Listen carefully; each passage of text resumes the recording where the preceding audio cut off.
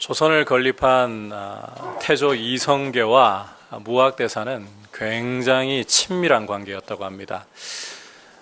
좀 빼딱하게 말하자면 비선실세급의 아주 가까운 관계. 그래서 농담도 주고받을 수 있을 정도로 이 두 사람의 관계는 친했습니다. 하루는 무료함을 달래기 위해서 이성계가 무학대사에게 농담을 하자고 제안을 하면서 이렇게 먼저 한마디를 던졌습니다. 대사의 얼굴을 보니 꼭 돼지 같군요. 그러니까 이 말을 듣고 무학대사가 이성계에게 말하기를 임금님의 용화는 부처님 같습니다. 이성계가 속으로 흠칫 놀랐어요.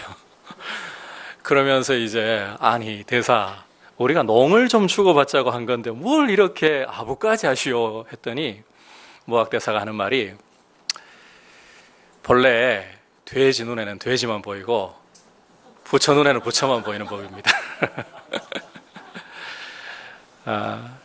사람이 어떻게 보느냐 참 중요한 문제예요. 이 보는 것에 따라서 인생이 바뀐다고 할 정도로 보는 문제는 굉장히 중요합니다. 예수님께서도 이 보는 것의 중요성에 대해서 어떤 말씀을 하셨는가 하면 사람의 눈이 밝으면, 이 보는 것이 밝으면 온 몸이, 그 인생이 밝고 사람의 눈이, 그 보는 것이 어두우면 온 몸이, 인생 전체가 어둡다. 이렇게까지 말씀을 하셨어요. 오늘 우리가 함께 읽은 말씀은 30절로 잠시 눈을 돌려보면 확인할 수 있듯이 가룟 유다가 밤에 만찬자리를 떠나 어둠 속으로 사라지고 난 후에 이제 남아있는 제자들에게 예수님이 사랑으로 특별하게 주시는 이제 소위 다락방 강화가 시작되는 내용의 일부입니다. 오늘 이 말씀 속에서 우리가 좀 주목해야 할 내용은 십자가를 주님이 어떻게 바라보고 계시는가, 그리고 그 십자가 앞에 서 있는 성도는 어떠한 삶의 태도와 열매를 맺어야 할 것인가, 이 부분을 잘 보여주고 있어요. 그래서 우리가 이제 말씀을 좀 구체적으로 보면서 주시는 주님의 음성을 차근차근 들어보기로 하겠습니다. 자, 먼저 십자가를 어떤 사건으로 주님이 바라보시며 또 우리가 바라보아야 할 것인가. 자, 앞서 30절에서 유다가 그 조각을 받고 곧 나가니 밤이러라 라고 말씀을 하는 걸 볼 수 있죠. 이 부분을 조금만 더 상세하게 짚고 갈 필요가 있을 거예요. 이 말씀은 이미지라고 했습니다. 유다가 밤에 속한 사람, 어둠에 속한 사람이 되었다. 쉽게 말해서 사탄에게 이제 속해버린 사람이 되었다. 따라서 이제 이어서 유다가 할 일은 예수님을 배반하고 대제사장들에게 예수님을 팔아서 십자가에 못 박히게 할 일이 남아있다는 거예요. 예수님 입장에서는 십자가에 못 박혀 죽으실 순간이 시시각각으로 다가오고 있는 이런 급박한 상황, 어둠의 상황이라는 겁니다. 그런데 주님은 이런 어둠의 때를, 십자가에 돌아가실 이 순간이 다가오는 것을 뭐라고 이해를 하고 계시느냐? 우리 확인을 꼭 좀 해봐야 돼요. 31절과 32절에서 뭐라고 말씀하시는지 확인해 보도록 하겠습니다. 시작. 그가 나간 후에 예수께서 이르시되 지금 인자가 영광을 받았고 하나님도 인자로 말미암아 영광을 받으셨도다. 만일 하나님이 그로 말미암아 영광을 받으셨으면 하나님도 자기로 말미암아 그에게 영광을 주시리니 곧 주시리라. 자, 세 가지로 나눠가지고 좀 볼게요. 지금 가룟 유다가 나가서 이제 예수님을 배반하고 팔잖아요. 십자가에 달리실 상황이란 말이에요. 그런데 이 상황을 주님은 인자가 영광을 받았다. 첫 번째로 인자가 영광을 받았다. 예수님이 영광을 받으셨다는 거예요. 두 번째로는 인자를 통해서 하나님 아버지께서 영광을 받으셨다. 그리고 세 번째로는 이 영광을 아들로부터 받으신 아버지께서 다시 아들에게 영광을 주시는 이 일을 하실 것이다. 한마디로 요약하면 예수님은 십자가를 영광의 사건으로 보고 계시는 겁니다. 영광. 자신이 십자가에 달려 죽으시는데 영광이라고 말씀을 하고 계시는 거예요. 여러분, 배신을 당하는 거예요. 그것도 믿었던 제자에게. 돈꾀까지 맡길 정도로 믿었던 제자에게 배신당해서 죽음에 넘겨지시는 상황입니다. 게다가 신명기 21장 23절을 따라서 이 상황을 좀 해석을 해보려고 하면요, 나무에 달린 자는 하나님께 저주를 받은 자라. 이 십자가의 죽음은 수치와 저주의 상징 그 자체라는 거예요. 왜 영광? 아니, 수치와 저주가 아닌가? 그런데 예수님은 십자가에 달려 죽으실 것을 영광을 받으시는 일로, 더구나 하나님 아버지께서도 영광을 받으시는 일로 그렇게 바라보고 계시는 거예요. 왜 우리 주님은 인간의 눈으로 볼 때에 진짜 억울해요. 우리가 살아가면서 제일 고통스러운 것 중에 하나가 억울한 거잖아요. 배신당할 때, 그것도 믿는 도끼에 발등 찍힐 때, 이런 상황을 참 키워놔봤자 소용없어라고 하지 않으시고 영광이라고 말씀하시는 거예요. 여러분, 이 영광이라는 말을 우리가 좀 잘 이해를 하고 봐야 오늘 상황을 제대로 좀 해석할 수 있을 거예요. 영광에 대해서 성경에서는 히브리어로 카보드, 또 헬라어로 독사, 강세를 잘못 주시면 안 돼요. 독사 이러시면 안 되고. 웃으실 분은 웃으세요. 근데 이런 복잡한 설명은 좀 다 내려놓고요, 쉽게 설명을 드릴게요. 영광이라고 하면 어떤 존재의 가치가 드러나는 거예요. 자, 영광이라는 건 어떤 존재의 가치가 드러나는 것, 이해하셨죠? 그리고 그 가치를 가치대로 인정받게 되는 것을 말하는 거예요. 따라서 하나님의 영광이라고 하는 것은 하나님의 가치가 드러나게 되는 걸 말하겠죠. 하나님의 하나님 되심이 드러나고 그 결과로 하나님이 찬송받으시게 되는 것을 말하는 거예요. 영광이에요, 이게. 조금 더 구체적으로 하나님의 성품이 드러나고 하나님의 하시는 일이 드러나서 성도들로부터, 만물들로부터 놀람과 경배를 받으시는 것, 이게 영광이 나타나는 사건이라고 보는 거예요. 이해하셨죠? 이 점을, 이 영광에 대한 이해를 가지고 이제 다시 십자가로 한번 돌아와 보십시오. 여러분, 예수 그리스도께서 십자가에 못 박혀 죽으시는 이 사건은 전능한 창조주이신 분이 피조물에 불과한, 그것도 허물과 죄로 죽었던 죄인들을 끝까지 십자가에 죽기까지 낮아져서 사랑하시는 그 완전한 사랑을 나타내시는 사건이에요. 그 완전한 사랑, 그 사랑이 나타나는 사건, 영광인 거예요. 게다가 그 예수님이 죄와 허물로부터 십자가의 피로써 죄인들을 조금 더 부족함이 없이 구원해내시는, 여러분, 예수님이 이루신 구원은 완전한 줄 믿습니다. 우리가 보탤 것도 없는 완전한 구원, 그런 구원의 역사를 나타내시니 영광. 게다가 이 십자가는요, 죄를 빌미로 사람들을 결박하고 묶어두고 노예로 삼고 있던 저 어둠의 권세 사탄의 머리를 박살내어 버리시기 때문에 승리의 영광이 나타나는 사건. 제가 참 이 강단에서 이 영광을 말하려고 하니까 부족한 말로 이게 표현이 다 안 되는데, 이 십자가의 영광을 제가 지금 진짜 간략하게 요약한 것밖에 안 돼요.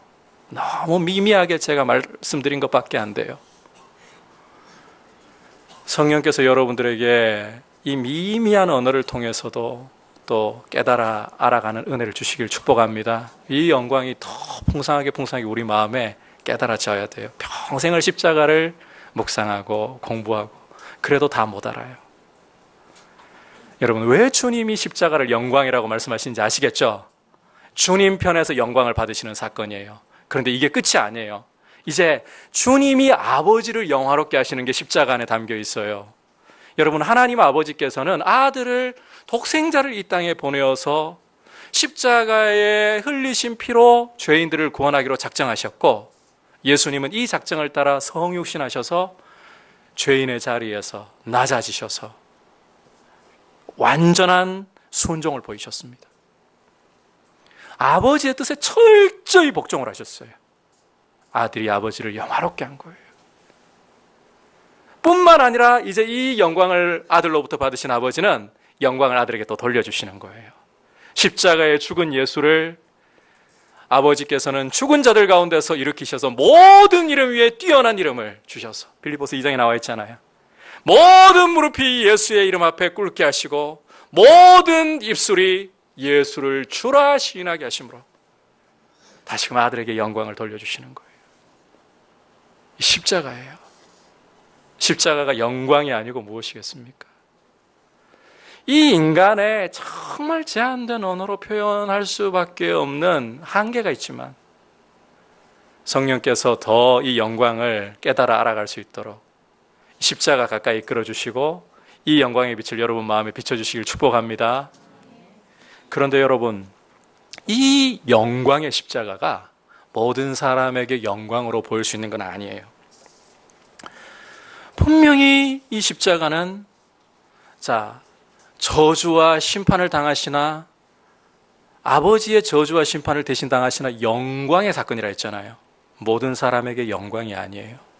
사도 바울은 고린도 교회에 보내는 편지에서 십자가의 도가, 십자가에 달리신 예수가 멸망하는 자들에게는 미련한 것이요 라고 말씀을 하고 있습니다.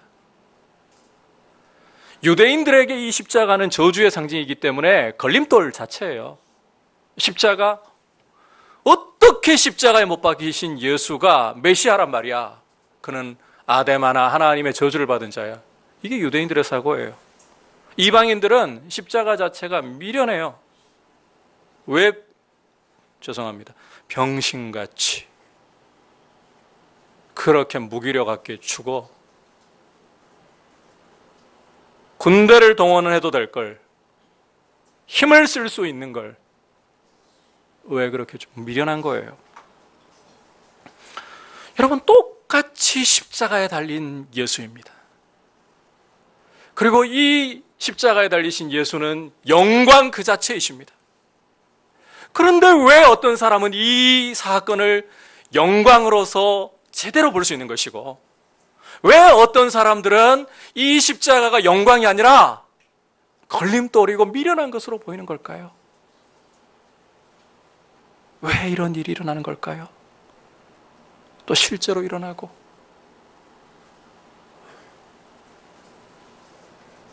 여러분, 이 부분에 대해서 답은 주님께 달려 있어요. 주님의 신비로운 선택으로 일어나는 일인데, 십자가는 사람을 이렇게 둘로 나눠버린다는 사실을 기억하셔야 돼요. 십자가를 어떻게 바라보느냐, 우리 편에서 십자가를 어떻게 바라보느냐, 사람들을 둘로 나눠버립니다. 구원에 이를 성도와 멸망을 당할 자들로 나뉘어버립니다. 여러분은 십자가를 어떻게 바라보고 계십니까? 보는 것이 중요하다 그랬죠. 보는 것은 인생을 결정할 만큼 중요한 거예요. 특히 십자가를 어떻게 바라보느냐, 이것이 우리 인생에게 가장 중요한 문제인 거예요. 여러분은 십자가를 어떻게 바라보고 계십니까? 여러분, 우리에게 이 믿음의 온도는 차이가 좀 날 수가 있습니다. 제가 여러분들에게 이런 부분을 계속 설명드리는 것은 연약한 믿음 가운데 처한 분들이 낙심하지 않도록 하기 위한 거예요. 이런 분들이 격려를 받아야 되거든요. 여러분, 때로 우리가 이 죄 가운데에서 빨리 회개하지 않고 시간을 끌다 보면 죄가 우리 마음을 가려서 보아야 할 대로 제대로 잘 못 봐요. 이 지혜가 어두워지는 거예요. 그러다 보면 십자가의 이 영광을 내가 인정은 하는데 정말 그 영광 앞에 압도 안 당해요. 머리로는 알겠는데 가슴이 뜨거워지지 않는 경우들이 발생해요. 이런 온도차는 날 수가 있어요. 어떤 분들은 성령께서 강하게 역사하실 때에 이 십자가의 영광이 얼마나 감격스러운지 말로 표현이 되는 부분이 아니잖아요. 이 부분은. 이 십자가 앞에 내가 죄인입니다. 나 같은 죄인 살리신 주님 은혜 너무 고맙습니다. 이런 차이는 날 수 있어요. 그럼에도 불구하고 여러분, 정말 십자가를 영광으로 바라보는 성도의 가슴 속에는 이 십자가의 영광을, 십자가에 못 박히신 예수를 내가 더 알기 원합니다. 그 영광을 내가 더 깊이 알고 그 십자가가 나의 자랑이 되었으면 좋겠습니다. 사도 바울이 우리 주 예수 그리스도의 십자가 외에는 내게 결코 자랑할 것이 없나니라고 그렇게 고백을 했는데, 그 고백이 나의 고백이 되었으면 좋겠습니다. 주님, 내가 십자가와 거기 달리신 예수 외에는 어떤 것도 알지 않기로 작정했노라. 이 고백이 정말 나의 고백이 되어봤으면 좋겠습니다. 주님, 이게 십자가의 영광을 바르게 바라보는 사람의 고백이에요. 이런 기도가 여러분 안에 충만하시고 십자가의 도로 구원 얻은 성도로서의 그 기쁨과 영광을 충만하게 누리시기를 축복합니다. 자, 그렇다면 이제 이 십자가를 영광으로 받아들일 수 있는, 온도차는 날 수 있지만 십자가를 영광으로 받아들일 수 있는 성도가 마땅히 가져야 할 태도, 열매가 무엇이어야 하는가, 오늘 두 가지를 보여주는데, 첫 번째 따라합시다. 서로 사랑하는 것입니다. 자, 33절로 건너가서 보시면 예수님이 제자들을 가리켜서 작은 자들아, 테크니아, 헬라어로, 이게 그 당시 유대 랍비들이 자기 제자들을 굉장히 애정을 갖고 부르는 호칭이라고 해요. 우리말로 조금 더 정감 있게 표현하면 아가들아. 굉장히 제자들을 애정으로 부르시면서 이제 이 제자들에게 정말 주님 속에 있는 간절함을 담아서 말씀을 주시고 당부를 주시는데, 자, 우선은 33절을 보시면 이런 말씀을 하십니다. 아직 내가 잠시 동안은 너희와 함께 있지만 곧 너희를 떠나야 할 때가 온다. 그러면 너희가 나를 따라올 수가 없다.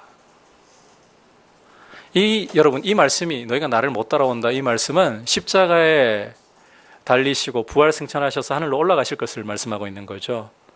다시 말해서 구원사역이에요. 구원사역은 예수님 외에 누구도 보탬을 드릴 수가 없다. 주님만 하시는 일이다. 여러분, 우리의 구원에서요, 우리가 죄사함 받고 하나님 앞에 의롭다 하심 받고 거룩하게 되는 것에서 우리가 주님께 보태드릴 수 있는 거 아무것도 없어요. 내가 좀 내 몸을, 그 죄로 찌든 내 몸을 좀 닦고 나가야 주님이 그래도 나머지 좀 씻어주실 거 아닙니까? 천만에요. 주님의 십자가의 보혈을 그렇게 못 오가지 마십시오. 우리는 우리의 죄에 대해서 아무것도 할 자격도 힘도 없습니다. 오직 예수님만이 십자가로 우리를 죄에서 완전히 건져내시고 우리를 의롭고 거룩하게 하신 줄 믿습니다. 이 부분에 흔들림이 없어야 돼요. 하지만 이 십자가의 은혜를 경험하는, 이 십자가를 영광으로 받아들일 수 있는 제자들이 마땅히 해야 하고 할 수 있는 일이 있어요. 함께 34절, 35절 읽도록 하겠습니다. 시작. 새 계명을 너희에게 주노니 서로 사랑하라. 내가 너희를 사랑한 것 같이 너희도 서로 사랑하라. 너희가 서로 사랑하면 이로써 모든 사람이 너희가 내 제자인 줄 알리라. 자, 제자들이 할 수 있고 또 마땅히 해야 할 일이 뭐라고 주님 말씀하셨습니까? 서로 사랑하라. 새 계명을 너희에게 주는데 서로 사랑해라. 사랑하는 것을 할 수 있다는 거예요. 해야 한다는 거예요. 여러분, 교회가 구원의 은혜를 누리고 있다면 그 열매로 반드시 나타나야 되고 또 해야만 하는 의무는 서로 사랑하는 것입니다. 교회가, 여러분 잘 들으셔야 돼요.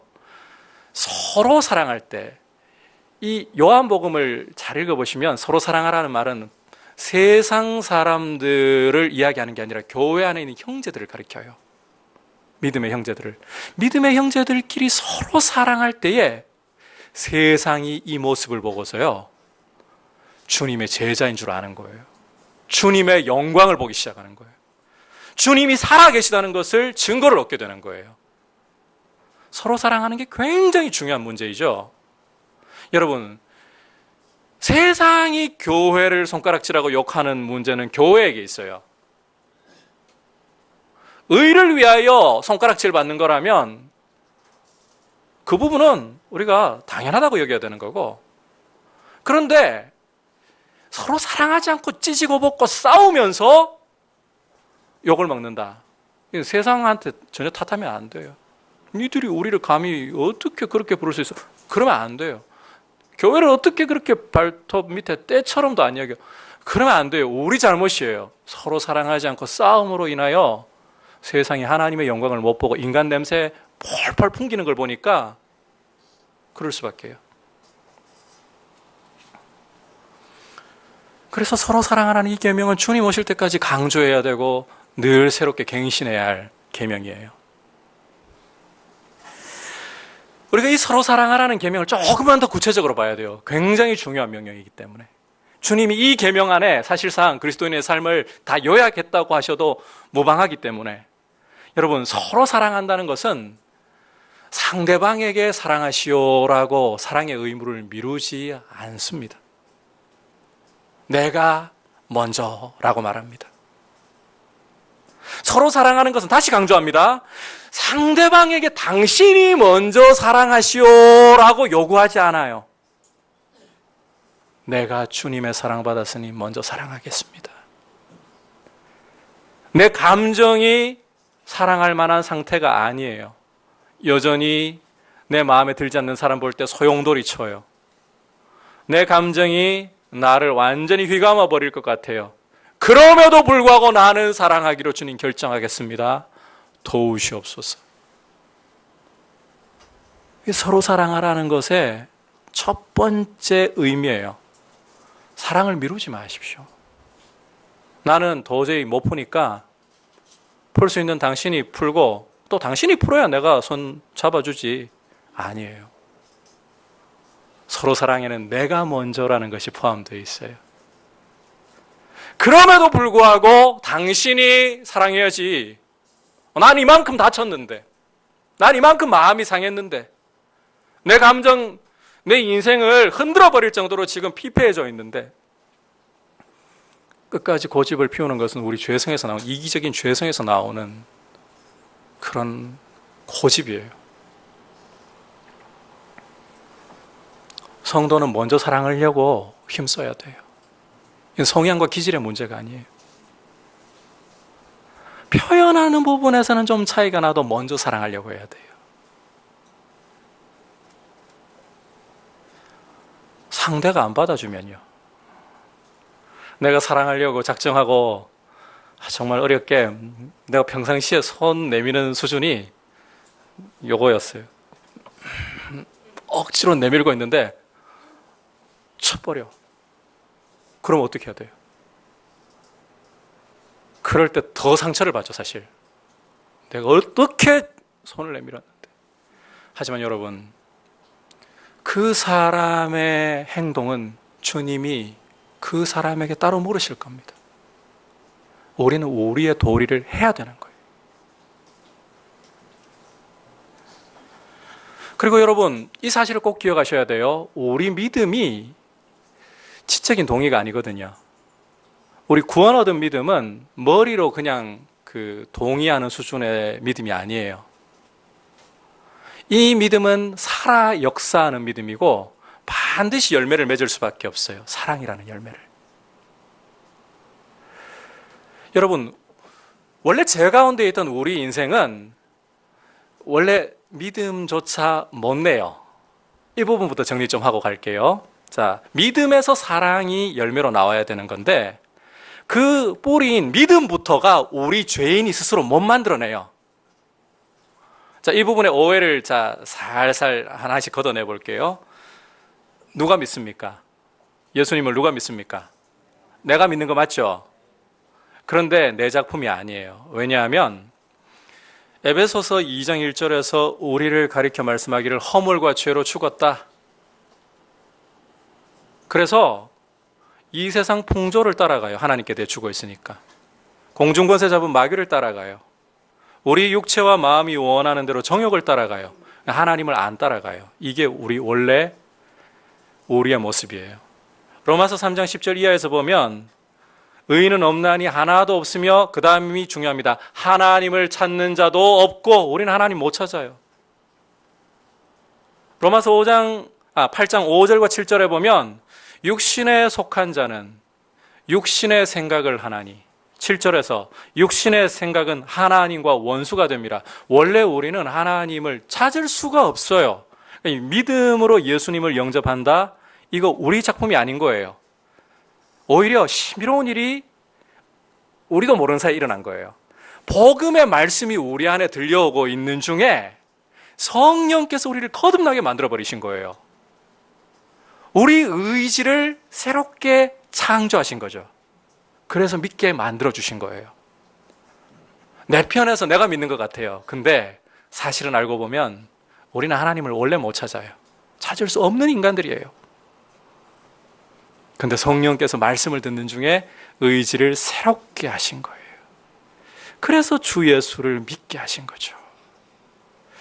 성령님이 우리 의지를 재창조하셔서 믿게 하신 이 믿음은 살아 역사하는 겁니다.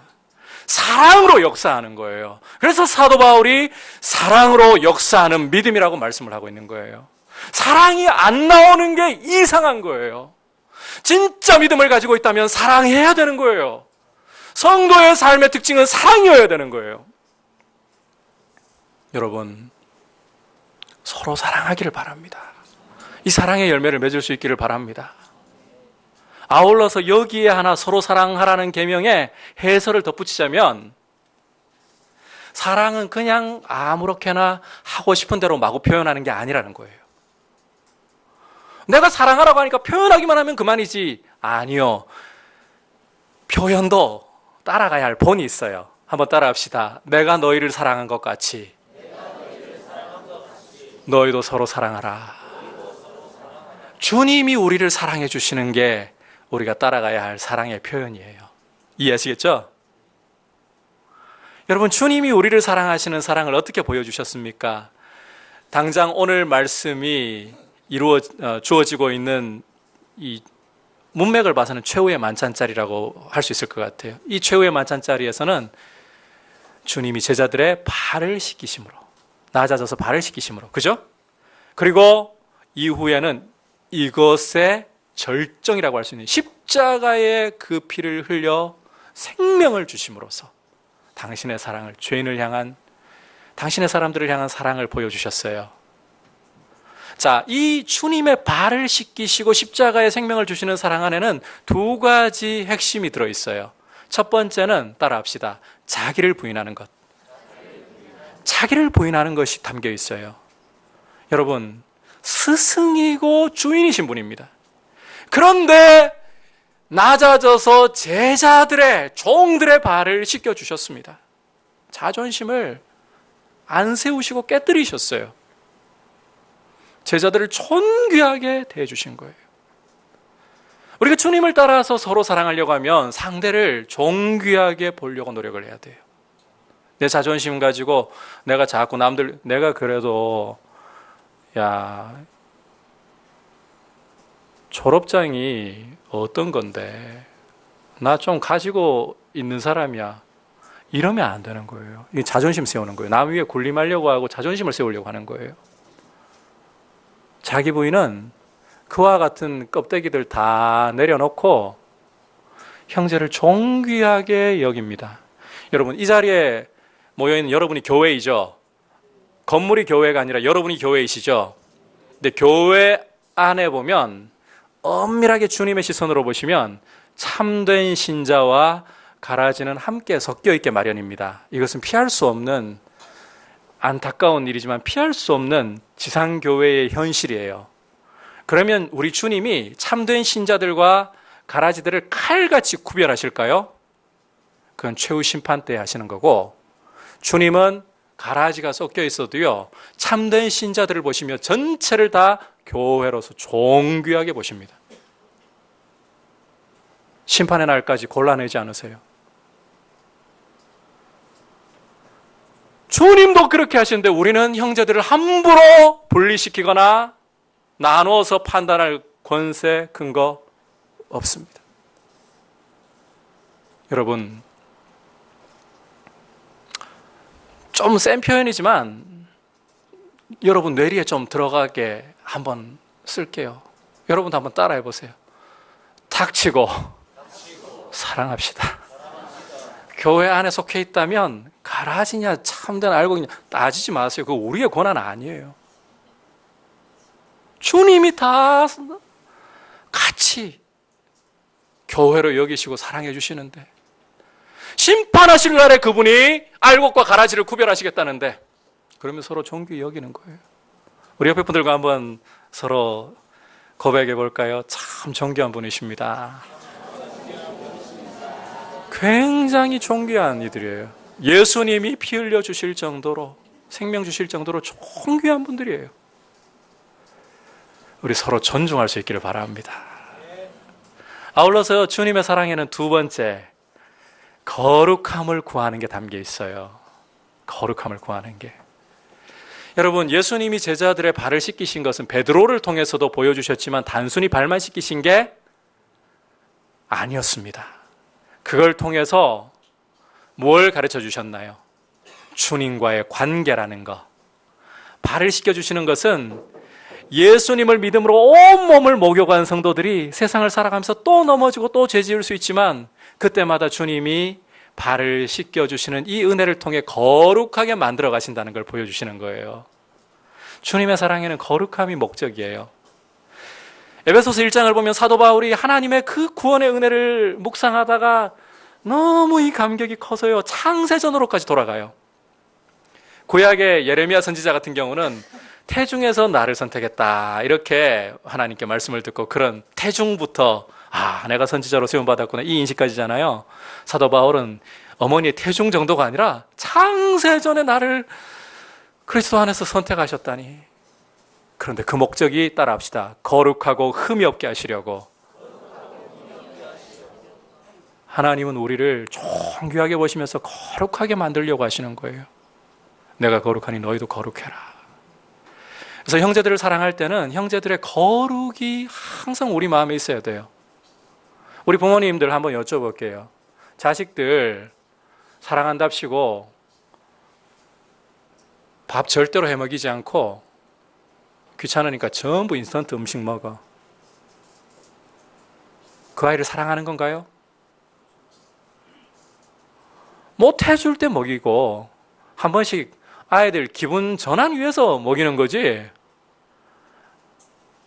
너희들 뭐 배부르면 그만이지. 부모가 아이들 건강을 생각하지 않는 거잖아요. 아이들이 욕할 때 어이구 언어가 늘고 있네. 말이 늘고 있네. 도대체 어느 부모가 이러겠어요.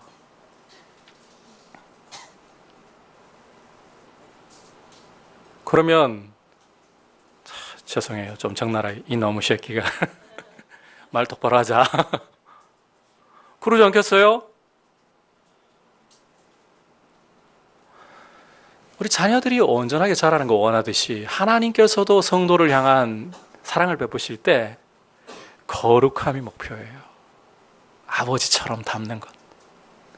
그래서 여러분, 나를 낮춰서 상대방을 존귀하게 여기고 상대방이 정말 주님 안에서, 믿음 안에서 거룩해지기를 원합니다. 이런 마음을 가지고 형제를 대하는 게 사랑의 표현인 거예요.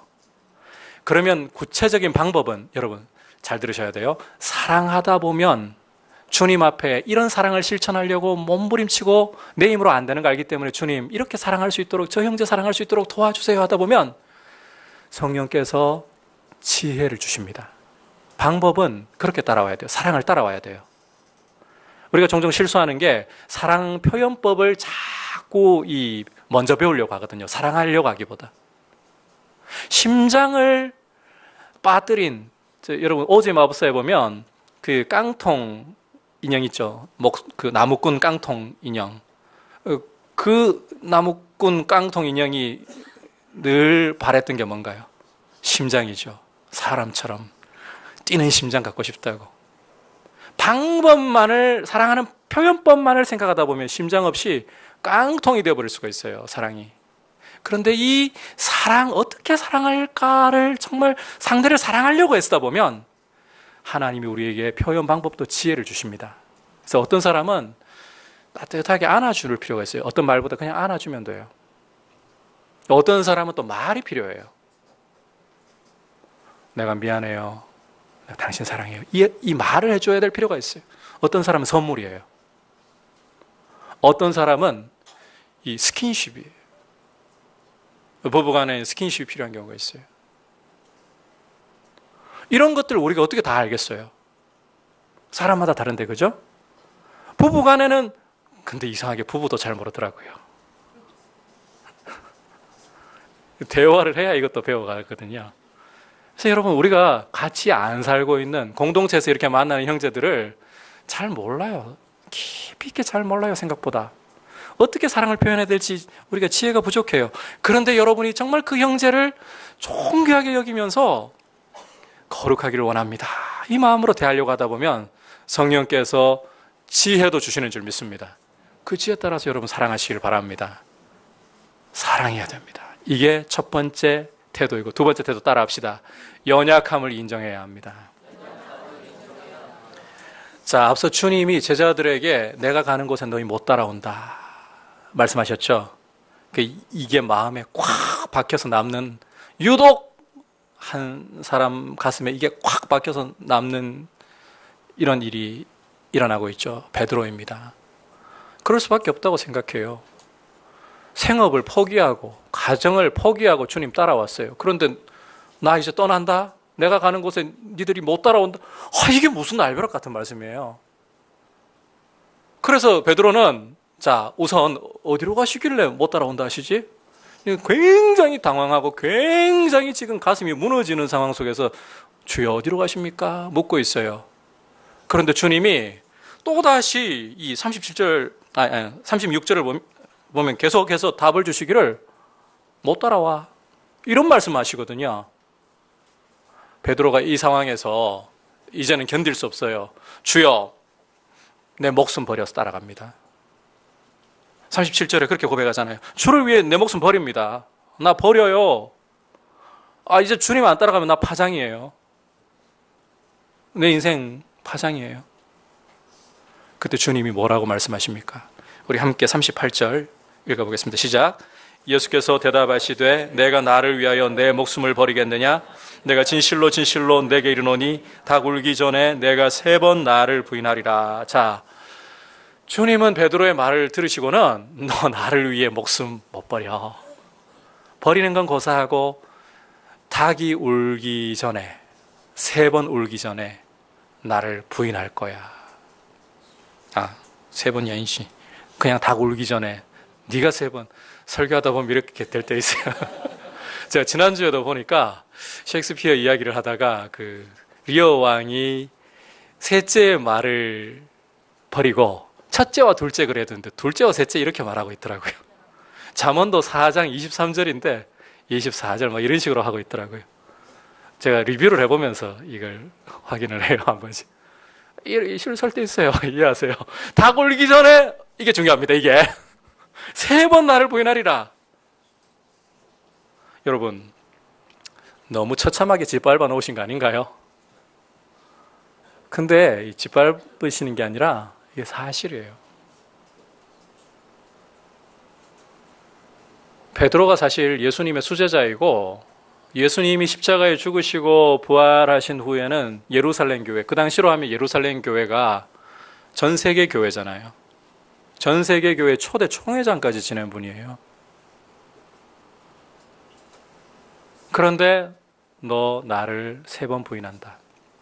실제 이 말씀 그대로 예수님이 붙들려서 대제사장에게 신문 받으러 가셨을 때에 그 대제사장 집 뜰에서 벌어지고 말았습니다. 이 일이. 이걸 통해서 주님 보여주시려고 하는 것은 우리가 호언장담하면 안 된다는 거예요. 큰 소리 치면 안 된다는 거예요. 참 연약한 존재라는 거예요. 여러분, 하나님의 은혜를 우리가 경험할수록 한 가지 나타나야 되는 것 중에 우리는 초인간이 되지 않습니다. 은혜 받으면 병도 안 걸리고 걸렸던 병도 나아야 되는 줄 알아요. 예수를 믿고 나면 망해가던 사업도 그냥 믿으면 됩니다. 이렇게 빌립보서 4장 13절 인용하면서 믿는 자에게는 능치 못함이 없습니다. 이러면서 그 문맥 아니거든요, 솔직히. 사도 바울이 그 앞에 하는 이야기를 들어보면 내가 풍부에 처할 줄도 알고 빈곤에 처할 줄도 알고 어느 상황에 처하든지 내가 견딜 수 있는 일체의 비결을 배웠다. 내게 능력 주신 자 안에서 내가 모든 것을 할 수 있다. 나는 가난해도 좌절하지 않고 부해도 우쭐거리면서 내가 돈 있네 목에 힘세우지 않고 나는 주님 은혜 때문에 여전히 어떤 상황에서도 갑니다. 이럴 수 있다는 말이에요. 그런데 마치 초인간이 될 것처럼 우리가 생각하면서 은혜를 그렇게 로마 가톨릭이 그렇게 해요. 인간의 힘으로 이룰 수 없는 영역에 은혜가 덧붙여져 가지고 하나님화한다. 이게 로마 가톨릭의 칭의론이고 그런 거룩의 개념을 갖고 있어요. 우리는 초인간이 안 됩니다. 유발 하랄이라는 이 사람이 이야기하는 것처럼 인류는 초인류가 절대로 될 수가 없어요. 죽음을 극복할 수 없어요.